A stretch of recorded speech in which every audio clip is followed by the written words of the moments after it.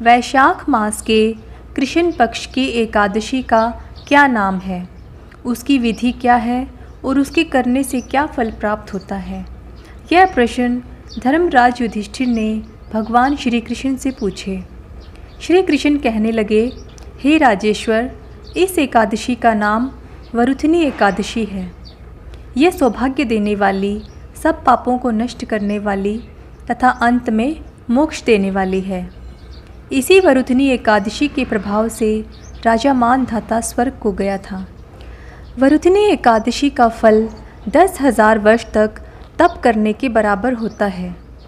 कुरुक्षेत्र में सूर्य ग्रहण के समय 1 मन स्वर्ण दान करने से जो फल प्राप्त होता है, वही फल वरुथिनी एकादशी के व्रत से मिलता है। इस व्रत को करने से मनुष्य इस लोक में सुख भोग कर परलोक में स्वर्ग को प्राप्त होता है।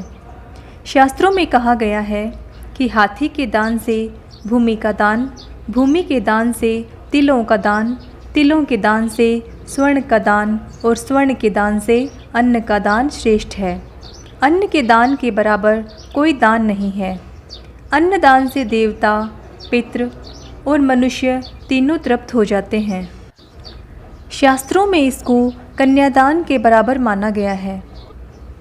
वरुथिनी एकादशी के व्रत से अन्नदान तथा कन्यादान दोनों के बराबर फल मिलता है।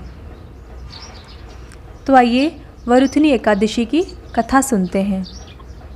प्राचीन काल में नर्मदा नदी के तट पर मानधाता नामक राजा राज्य करते थे। वह अत्यंत दानशील तथा तपस्वी थे। एक दिन जब वह जंगल में तपस्या कर रहे थे, तभी न जाने कहाँ से एक जंगली भालू आया और राजा का पैर चबाने लगा। राजा पूर्ववत अपनी तपस्या में लीन रहे।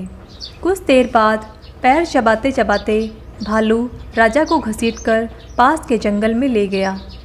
राजा बहुत घबराया, मगर तापस धर्म अनुकूल उसने क्रोध और हिंसा न करके भगवान विष्णु से प्रार्थना की।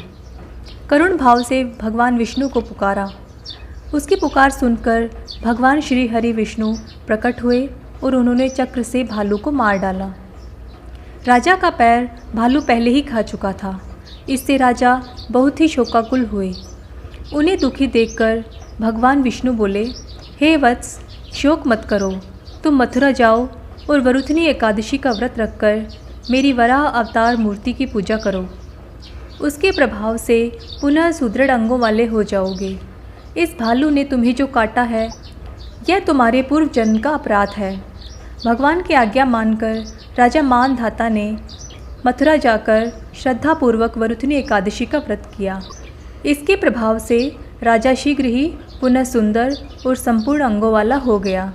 इसी एकादशी के प्रभाव से राजा मानधाता स्वर्ग गए थे। जो भी व्यक्ति भय से पीड़ित है, उसे वरुथिनी एकादशी का व्रत रखकर भगवान विष्णु का स्मरण करना चाहिए। इस व्रत को करने से समस्त पापों का नाश होकर मोक्ष मिलता है।